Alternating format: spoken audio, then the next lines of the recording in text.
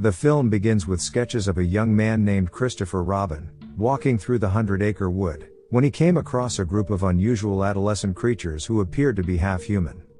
Despite their menacing appearances, the naive young Christopher ignored the dangers and befriended them all. They introduced themselves as Eeyore, Owl, Rabbit, Piglet, and most importantly, Winnie-the-Pooh. The young Christopher began to bring them food, and with each passing day together, their bond grew stronger. The creatures started acting more human-like, even depending on Chris to bring them food. After years of friendship, it was bad for the creatures when Christopher grew up and had to leave his friends to go to college to become a doctor, so he stopped visiting. Without Christopher around to feed or guide them, and with the arrival of winter, the creatures went into extreme starvation, and in order to survive, the group had to consume one of their own, Eeyore. This traumatized them so much that they developed a hatred for humanity, particularly towards Christopher for abandoning them. They vowed to abandon their humanity, return to their feral instincts, and be permanently silent. We move to 5 years later. Christopher returns to the 100-acre wood to reunite with his old friends. He's accompanied by his fiancée, Mary, and while leading Mary into the forest, Christopher asks her whether she believes in the stories of his talking animal friends. Mary casts him a sympathetic look and admits that she doesn't quite believe his tales, and she labels his animal friends as a work of imagination. Pooh, Piglet, Eeyore. Christopher, it's not safe. It's changed. Some sort of mistake. Chris and Mary come across the creature's place, and finds the place in a desolate state. A very frightened Mary tells Chris that they should leave, but Chris assures her that his friends aren't a threat. As they walk around, Mary sees a skull, while Chris pays no attention to Eeyore's grave. Together, the two walk up to Chris's old house with the creatures, and make their way inside. Mary spots a ruined drawing of Chris, which makes Chris doubt the childhood friends he once had. Suddenly, a voice alerts them. We have to. Chris, hide!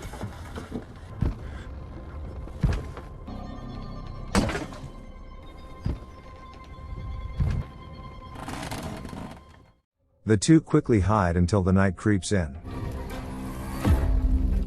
Mary and Chris find the creature snoring on the bed, so the two use this opportunity and bolt straight for the door.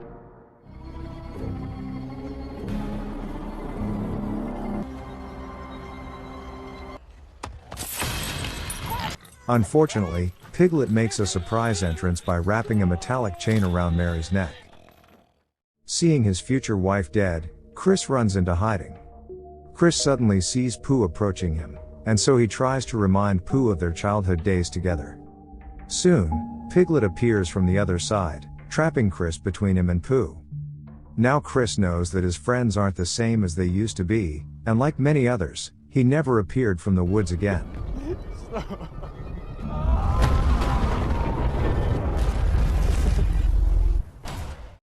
News of mysterious disappearances in the forest circulates around like wildfire, and reporters warn people to stay as far away as possible from 100-acre woods. Later in the movie, we are introduced to a new character, Maria, who is advised by her therapist to disconnect from the busy world around her. After taking the expert's advice into consideration, Maria and her friends decide to go on a retreat in the woods. But little do they know, the cabin they choose for a retreat is located in a horrible place to stay, the 100-acre wood. The group of college students is amazed when they arrive at the grand cottage, especially since it has a pool. Upon entering the villa, Jessica asks her friends to hand their phones to her, as using mobile phones will ruin the purpose of the retreat. The girls then discuss how one of their friends, Tina, never shows up on time or ditches the plan last minute. Meanwhile, Tina stops the car in front of the 100-acre woods sign, and rings her friends for directions. When she gets no response from them, Tina steps into the woods. And then all of a sudden, Winnie-the-Pooh emerges, causing Tina to frantically run towards an abandoned garage.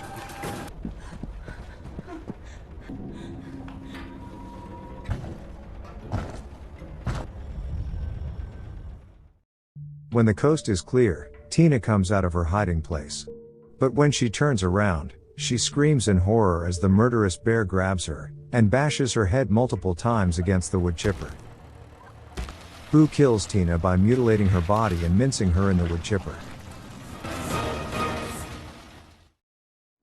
Back at the villa, after settling in, Maria opens up to her friends about her encounter with a perverted stalker, and how the event scarred her for life. Her friends supportively smile at her when Maria reveals that she finds herself feeling a lot better.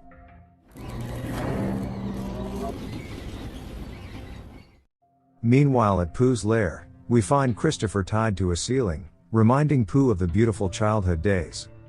For a moment, Pooh stops and recalls how young Christopher called him best friend, and promised to never leave him. Sadness washes over him, which quickly turns into anger.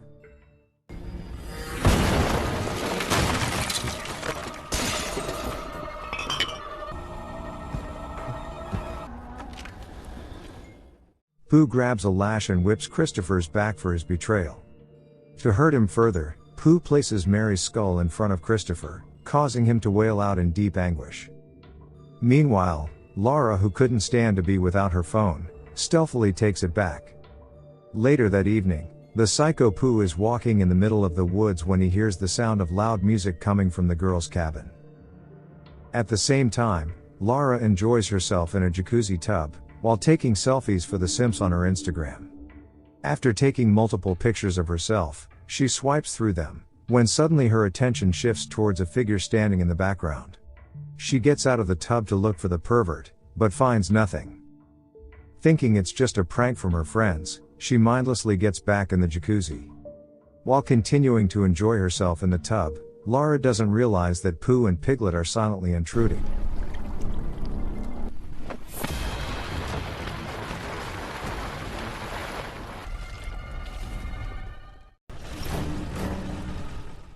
When Laura opens her eyes, she finds herself tied up with Piglet standing next to her, and Pooh revving the car's engine. She begs desperately for life, only for Piglet to give Pooh the green light to crush her head.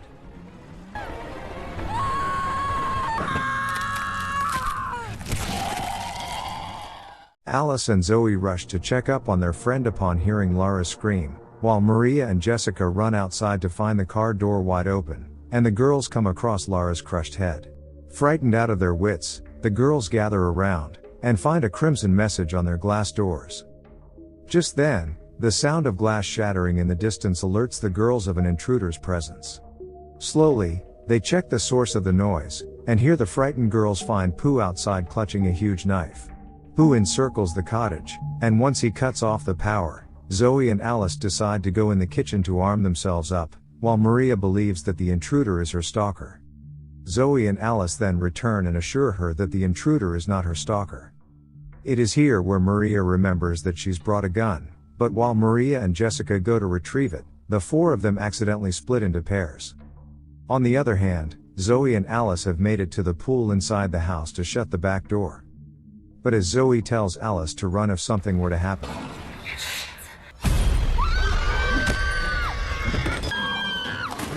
In a split second, Piglet appears, and after rendering Alice unconscious, the Piglet makes his way to hit Alice with his hammer, but Zoe manages to shift Piglet's attention to her. He jumps in the water, slinging his hammer to attack Zoe. Alice regains consciousness only to see Piglet killing her friend, and the trauma causes her to faint again. Soon, Jessica and Maria discover the horrible sight of Zoe's dead body floating in the pool, and watch in horror as they see Piglet and Pooh carrying Alice. Jessica and Maria then decide to follow the blood-hungry creatures to find out where they're taking Alice. Afterwards, we find Alice tied up with a rope at the Devil's Lair, while Winnie the Psycho Pooh is nibbling on fresh honey from the pot. When Winnie sees that Alice is awake again, he walks up to her and does this.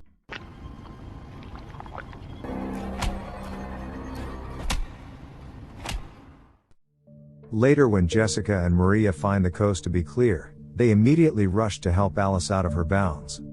Maria and the girls are making their way out when all of a sudden, they hear a loud yell, and so, the clever Maria tells Jessica and Alice that they shouldn't leave a person behind. Inside the dilapidated cottage, they see Christopher hanging from the hook. Maria takes careful steps towards his unconscious body, just as Chris instantly rouses up and begs Maria for help, so Maria and the girls immediately begin untying the rope. Once he is free, they suddenly hear a woman's cry for help, so Chris pushes the girls to go and help the woman. The girls check the source of the agonizing screams, and find a deeply injured woman, tied down with ropes. When Jessica asks the lady about her abusers, the woman replies that it was Pooh and Piglet. She tells them that the pig and the bear can talk and speak in broken English, but they prefer to do their work in silence. After helping the woman out of the chains, the girls help her escape. But as they walk outside, the woman comes across a mirrored structure, and she screams in horror upon looking at her heavily scarred face. The girls try to stop her from screaming, and then the woman takes the gun from Maria, and to make the story longer, she decides to take revenge by killing the monsters who did this to her. Jessica, Maria and Alice decide to hide out of fear for their lives.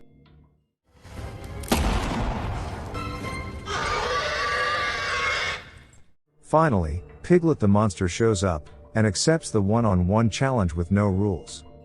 The woman again points her gun and tells him that he turned her into a monster, and for that he will pay. Unfortunately, as she tries to shoot, the gun is empty, so the woman backs away only for her to bump into Pooh. After dropping the woman on the floor, Pooh pours honey on her face. Then, Piglet sits down to devour her face. The girls then decide to run off, but Alice notices a hammer, and seizes her chance to attack Piglet. After losing Alice, Maria and Jessica run into the forest with Pooh chasing them. Meanwhile, we see Piglet having been captured by Alice. She wakes the monster up by slapping him, and tells him that she will make sure he pays for his crimes.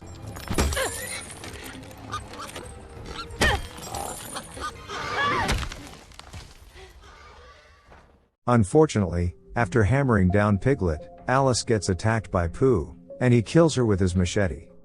The bear then continues his chase for more blood. After a while of running, Maria and Jessica find a car driving towards them. A group of hillbillies appear out of the car, so the girls disclose everything to them, causing the men to doubt their sobriety. But then, What the? the men watch Pooh with curiosity, and decide to hunt the abomination down. Jessica and Maria take cover in the car and try to warn the men, but they pay no attention to their warnings. The four men approach Pooh with weapons, and after encircling him, Logan hits him hard in the face. But when they see Pooh remains unchanged, Logan signals his boys to launch a combined attack.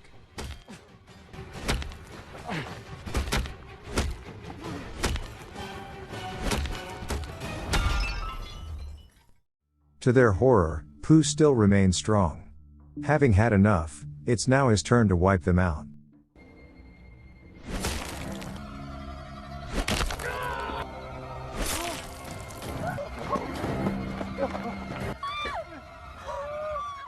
Seeing Pooh advance towards the car, Maria starts the car, and hits him.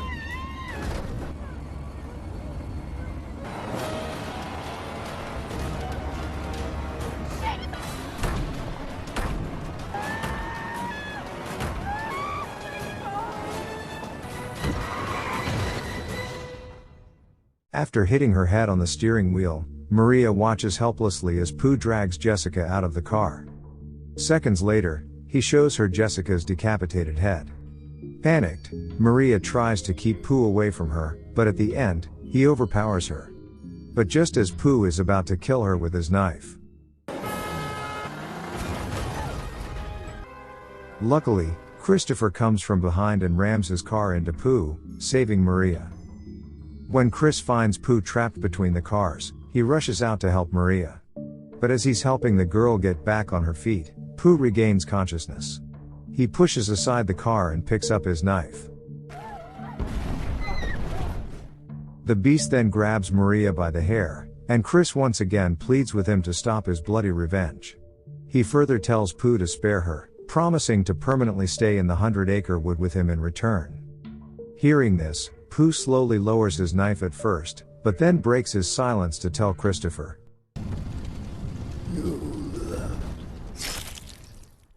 He proceeds to slash Maria's throat. After watching her die in his arms, A traumatized Christopher realizes his former friend is now beyond help, and watches Pooh repeatedly stab her corpse. The film ends as Chris runs off in the woods, raising the specter of future terror from Pooh.